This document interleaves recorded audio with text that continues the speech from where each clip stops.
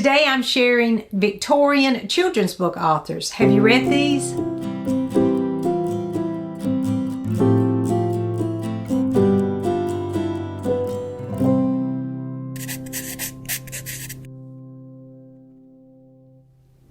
Hey there, it's Mitzi. Welcome to my channel. Today I thought I would share some Victorian children's books. There are several children's book authors on this list that you have heard of, I'm sure. They're pretty famous children's classics on this list, but then there are also a few that you may not have heard of, and so I wanted to talk about various classics as well as other books that were pretty popular during the Victorian period that are still out there, but we may not realize that they are Victorian books written during the Victorian period. So I have several here that I have on my shelf, as well as some that I checked out from the library. The first children's book author from the Victorian period I wanted to talk about is George McDonald. Now, George McDonald wrote not only children's books, but also some adult fiction as well. And he also wrote sermons and things too. So what I thought I would do was, for each one of these, I'll give a little snippet about the author themselves that I found online. George MacDonald was a Scottish author, and he was also a poet and a minister. That he was a pioneering figure in the field of modern fantasy literature and the mentor of fellow writer Lewis Carroll, which we will talk about in a few minutes because, of course, he has famous Victorian classics as well.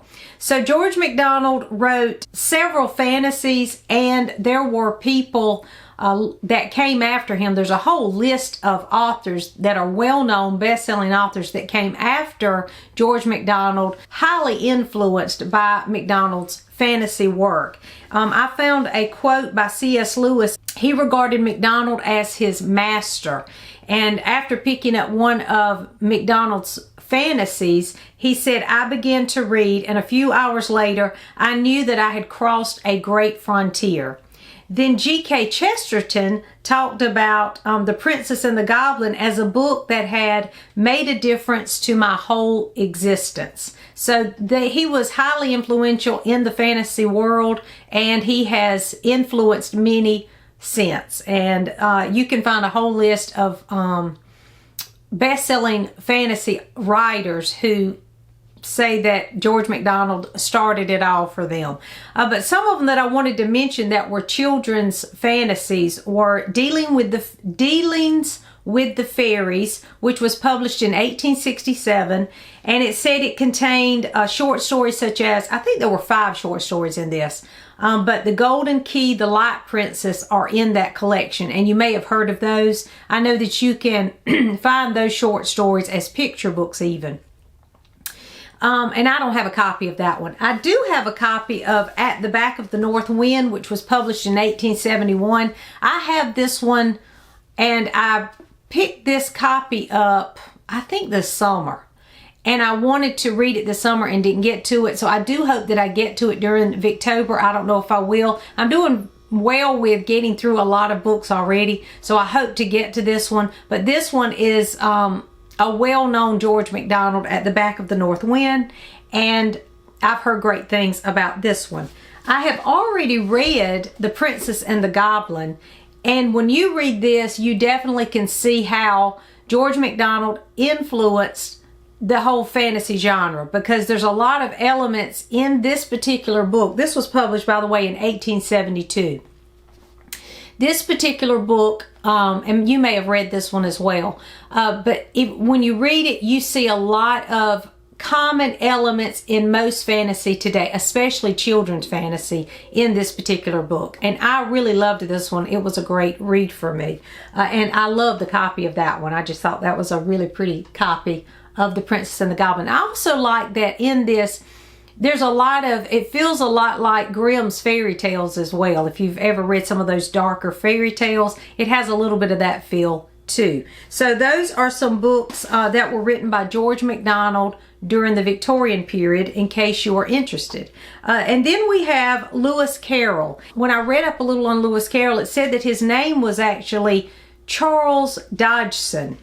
And he went by the pen name Lewis Carroll. He was an English author, poet, and a mathematician, which I found interesting. His most notable works are Alice's Adventures in Wonderland, and then the sequel, Through the Looking Glass. He was noted for wordplay, logic, and just like George McDonald, fantasy. I do have a copy of Alice's Adventures in Wonderland. This was published in 1865. And then Through the Looking Glass, this is my copy, an old copy I found at a library sale. This was published in 1871. And so these both are Victorian classics. You probably are familiar with these. Chances are you have read those too. Now, I will say they are nonsense. They are more of a dream-like feel to them. And they are a little harder to follow than just your run-of-the-mill children's classics. The first time I read this, I was totally confused and I had to read it again. And it's not my favorite. It's still not my favorite. But I do find myself going back to it and rereading parts because it is fantasy. And it does have a dreamlike quality to it. And I remember, you know, as a child, the Disney cartoon version. So I have fond memories of that. And so maybe that's why I still keep going back to it to try to love it. But I don't love it. But I do value it in children's literature. So those are Lewis Carroll, and I'm sure you're familiar with those. Now, you may not be familiar with Miss Mullick. Now, I mentioned one of her books on my own Victorian TBR that I'm going to read for Victober this year, but you may know her from other books. Her name was Dinah Maria Craik, and in her children's literature, it looks like she went by Miss Mullick for that. Now, I'm not sure, but it just seemed that way, so I'm not sure. If you know, let me know in the comments. It said that she was an English novelist and a poet. She's best remembered for her novel John Halifax and Gentleman. But it said also, I wanted to mention this too, it also said that these novels, John Halifax and Gentleman, present the mid-Victorian ideals of English middle-class life, which I find super interesting. It's one of the reasons I enjoy reading Victorian literature, so you might be interested in picking those up. But the one I wanted to mention to you was the children's book, of course, that I picked up for my TBR this year for Victober, and that is The Little Lame Prince and His Traveling Cloak. And I wanted to read this one because it is about a person with a disability, and that's one of our prompts. This one is about a prince who is paralyzed after a tragedy when he is smaller. So I haven't read it yet, but I am interested in it, and I've heard great things about this, so I look forward to reading this one. And this was one that before Victober, before I had started participating in Victober, I'd never heard of.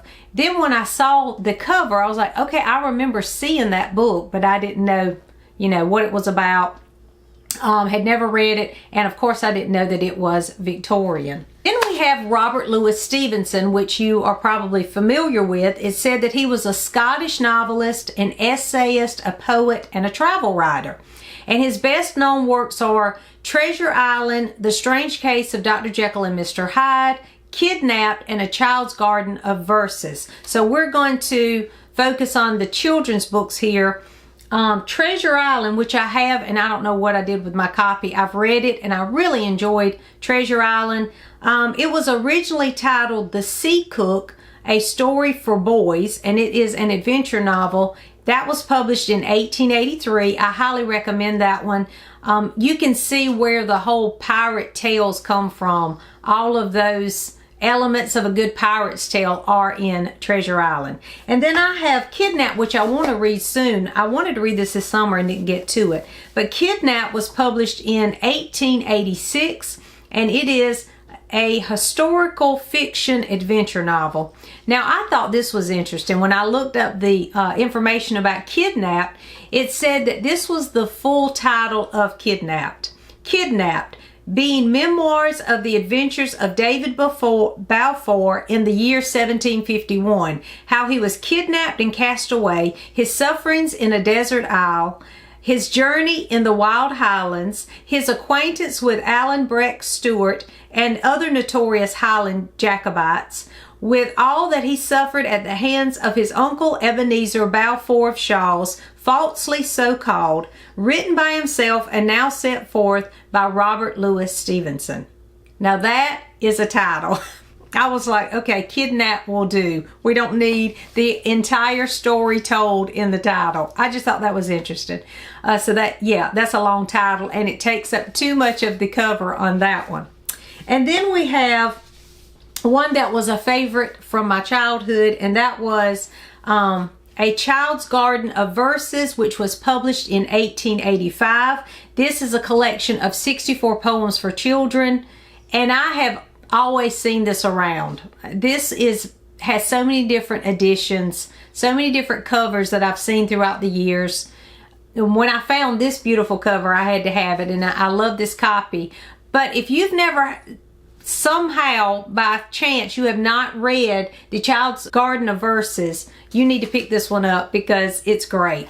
And I love just the sweetness of the poetry, the sweetness of the little pictures in it. Now my copy, I think this is how every copy I've seen looks. Let me know in the comments if you have a different type of copy. But like this is Bed in Summer, and it has this pretty little illustration on the side of it. I don't know if that's showing up or not. But there are colored illustrations as well as black and white. And from what I recall, this was how it looked. My copy looked as a child. It just had a different cover on the front. So this is a childhood favorite, and I always enjoyed that one. This one I had never heard of before. Alfred Ollivant. Alfred Ollivant was an English novelist known best for his novel Owd Bob. Ollivant published about a dozen other novels ranging from small-scale cautionary tales to grand historical stories. Now in the U.S., this book is called Bob, Son of Battle, so perhaps you know that title instead. I had never heard of Owd Bob or Bob, Son of Battle, but I found out it was, when I was researching Victorian, I found out this was a Victorian, and just the lassie type style cover made me interested in reading this one.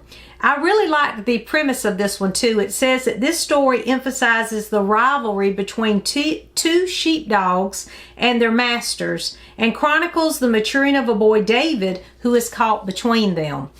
That sounds like a great story. It sounds like a great adventure story, a great children's classic, and I'm just surprised I'd never heard of it before. Have you read this one? Let me know in the comments. And again, this is one that I hope to get to soon. And then we have Edward Lear, and you've probably heard of Edward Lear because Edward Lear is known for nonsense poems. Edward Lear was an English artist, illustrator, musician, author, and poet, and he's mostly known for his literary nonsense, especially his limericks. In 1846, he published A Book of Nonsense. In 1849, he published Nonsense Alphabets. And in 1871, he published Nonsense Songs, Stories, Botany, and Alphabets. And in that particular one is the famous The Owl and the Pussycat, which most of us, of course, know that little song or rhyme. So I went to the library and I checked out a few Edward Lear because you see these everywhere. This is a copy of The Owl and the Pussycat that I thought was really cute.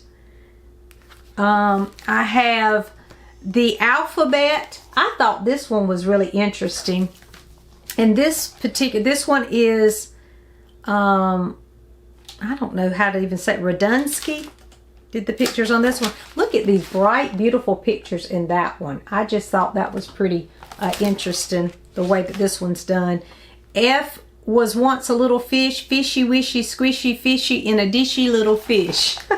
But I just thought that the illustrations were beautiful in this one. And of course, it just goes to the alphabet using little rhymes and nonsense. And it's just a fun way to learn your alphabet. Let's see. This one was called Bosh Blob Burbosh. And it's poems by Edward Lear, and then they're illustrated by J. Patrick Lewis. Now this one seemed a lot darker. Yeah, this one has lots of different kinds of illustrations. I don't know if you can see that, but that's a face all the way across. And then the words are at the bottom. The Queen Takes Drawing Lessons has that as the illustration. If you can see that.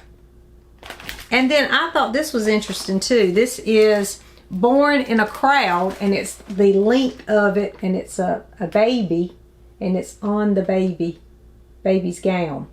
So yeah, these are super interesting illustrations to go with the whimsical poetry nonsense poems of Edward Lear. And then of course I have Nonsense, and this one is illustrated by Valerie Fisher, and it's super bright. I just thought that these pictures were so cute, and there are just some great illustrations in this one too. So Valerie Fisher did a great job with these pictures. But so I think I have a couple more coming from the library, and as I get those in, I will show them to you. But I've enjoyed just reading through these poems. I remember Edward Lear as a child, some of the nonsense poems, but it was interesting to see the different ways that the illustrators celebrated those poems. So that was a lot of fun. So then we have Anna Sewell. I think Sewell or Sewell. And she was an English novelist, and she only published one book, and that was Black Beauty. And this is my copy of Black Beauty. There's not much to see. There's horses on the front of that. I really enjoyed this book. I think if I read it as an adult, I think if I would have been a child when I read it, I would have loved it even more. But you can see how she really loved animals, because in the book, it's the story of a horse, Black Beauty, and it's from the horse's perspective. So it shows you how we need to take care of animals and not be cruel to animals, basically. And it's like, okay, what if you were the animal? Seeing it from the point of view of the animal, you might treat them differently. So it says that she was known for Black Beauty, that her only published work, and that was published in 1877. It said today that it's considered one of the top 10 best-selling novels for children, which I thought was really interesting, since that's the only one that she had published. She died only 5 months after Black Beauty's publication, having lived long enough to see her only novel become a success. So that was nice to know that she actually did see it published, and she did realize that it was a huge success. And so we still read that one today. And if you haven't read Black Beauty, I highly recommend it. It is more of a moral type story. It is a little preachy at times, but I enjoyed it. And I think as a little girl, I really would have loved reading that as a child. And then finally, we have Rudyard Kipling. Now, I have not read any Rudyard Kipling. I have some on my shelf, but I do know that some of the books I have on my shelf are not technically Victorian, because he wrote on into the 1900s.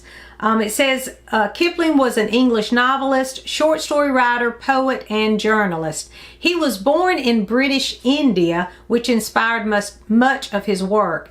But the Jungle Book, which was published in 1894, and the second Jungle Book, which was published in 1895, are both, in fact, Victorian. So if you want to pick up some Kipling, pick up one of the Jungle Books or the anthology of Jungle Books, because when I was a kid, I just thought it was the Jungle Book. I didn't know there were two, but apparently there are 2 volumes of the Jungle Book, and there are, you know, short stories throughout. So those are some books that I have pulled from the library or from my shelf that are Victorian children's classics. Have you read any of these? Are there some that I didn't mention that you know about that are great to recommend to others? Let me know in the comments if you've read any of these, or if you know of one that I need to add to my list too. Thanks for watching, and I'll see you soon.